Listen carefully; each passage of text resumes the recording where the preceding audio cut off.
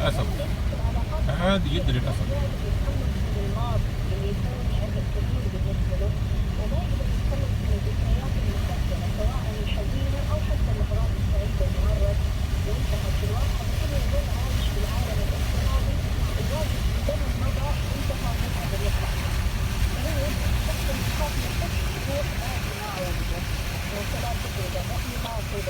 سواء للهجر او للصيانه او بناء العلاقه بشكل مؤمن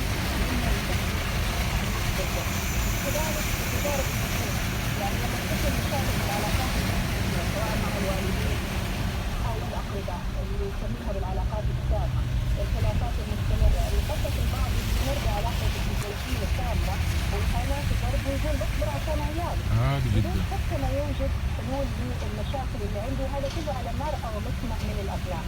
او انه يحدث انفصال ويكون ضحيه الابناء لانه احد الوالدين او اثنينهم يكون ينتقمون من بعض للاسف هم قاعدين ينتقمون من ابنائهم.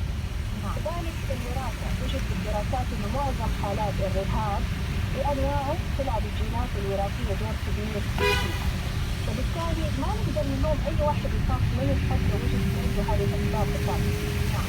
هلا في ناس كثير منصبهم بالحياه ما بيتاخروا بالانجاب دائما عندهم حجه زواج يمكن رجل او امراه، بالحال ما في سبب تستاهل مثلا